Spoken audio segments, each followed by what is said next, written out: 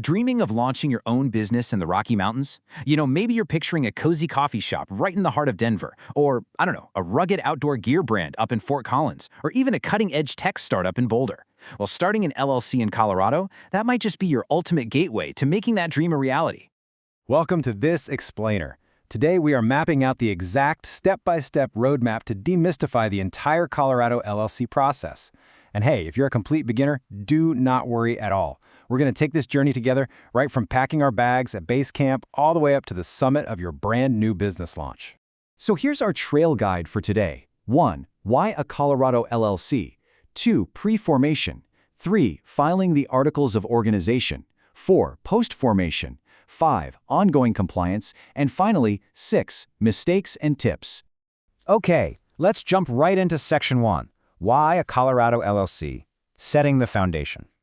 Before we get into the how, we really need to understand the why. Like, what actually is an LLC? Well, it stands for Limited Liability Company.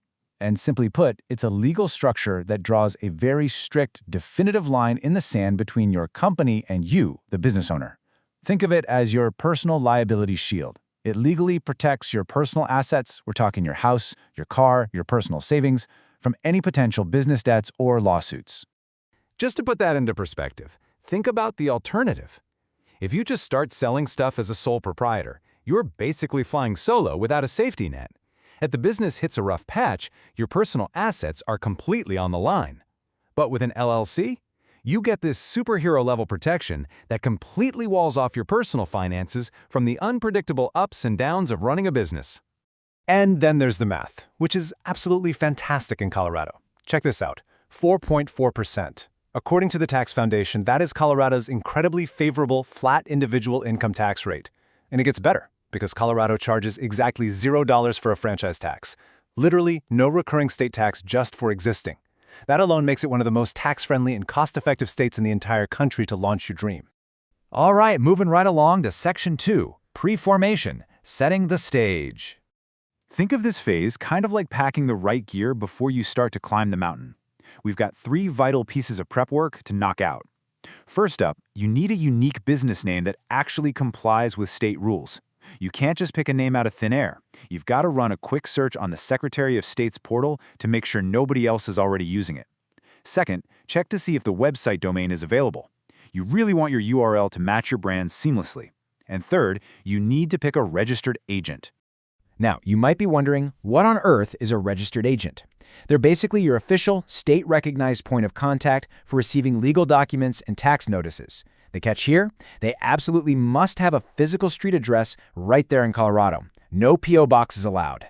As for the cost, well, you can actually be your own registered agent for $0. Or, if you want to keep your home address totally private, you can hire a professional service to handle it for around $100 a year. Now for the fun part. Section 3, Filing Articles of Organization, the climb. This is it, the moment your business is officially born.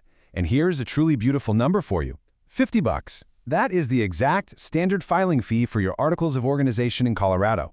It's so incredibly affordable, especially when you compare it to some other states that charge hundreds of dollars just to get your foot in the door. Also, if you're dreading dealing with slow, clunky government bureaucracy, you can breathe a massive sigh of relief. Colorado handles this entire formation process completely online. That means no printing forms, no trips to the post office, and no waiting weeks for a stamped envelope. Because it's a completely digital system, filings are usually processed immediately. Your business can quite literally legally exist the exact same day you hit that submit button. No way, right? But it's true. Once you're officially formed, you really need to draft an operating agreement. Now listen closely here. Colorado does not legally require you to file an operating agreement with the state, but it is an absolute must-have for your internal organization. It sets up your clear rules, who owns what percentage, how the profits are split, and what happens if a partner decides to leave. It's essentially the architectural blueprint for how your business is going to run day to day. Which brings us to Section 4, Post-formation, EIN and banking. First up in this post-formation phase, you need an EIN, which is an employer identification number. Think of this as a social security number but for your business. The IRS issues this completely for free, and having this 9-digit number grants you some pretty critical superpowers. It lets you file federal taxes, hire employees, open a business bank account, and apply for local licenses and permits. And speaking of bank accounts, we really need to talk about the golden rule of owning an LLC. Never, ever mix your personal and business finances. You absolutely must open a dedicated business bank account. If you start, say, buying your personal groceries with your business debit card, a court could actually decide your LLC isn't really a separate entity at all. That's called piercing the corporate veil. And if that happens, poof, you could instantly lose that precious liability shield we talked about in Step 1. Next up is Section 5, Ongoing Compliance, the Summit.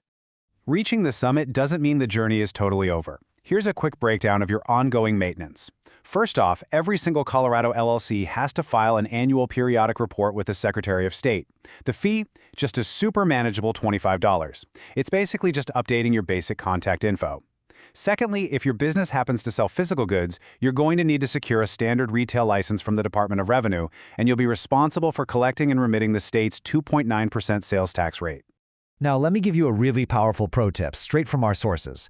Colorado actually offers some fantastic digital tools to help you manage all of this. Definitely leverage the state's My Biz Colorado portal. And be sure to configure the Secretary of State's secure email notifications. Doing this ensures you literally never miss a filing deadline, keeping your company in good legal standing completely automatically. And finally, Section 6, Common Mistakes and Final Tips. Navigating the descent. Navigating your way down the mountain safely is just as important as the initial climb. So let's run through some critical mistakes you need to avoid so you don't fall into common traps. First, mixing personal and business funds. We covered this, but seriously, don't do it. It ruins your liability protection. Second, missing that $25 annual periodic report. It's so cheap, but if you forget it, the state will eventually flag your business as non-compliant or even dissolve it altogether. Third, ignoring your unemployment insurance or sales tax registrations if you have employees or sell retail goods. And finally, failing to use secure business filing. This is an extra layer of password protection from the state to prevent fraudulent filings, so definitely turn that on. Now, before we wrap up our trek today, a quick but very important note. This explainer is strictly for educational and informational purposes. Every single business journey is totally unique, so please make sure to consult a qualified legal or tax professional for advice that's tailored specifically to your exact situation.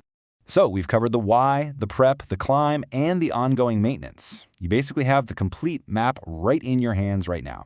And as you've seen, starting up in Colorado is incredibly fast, very affordable, and remarkably entrepreneur-friendly. So my final provocative question to you is this.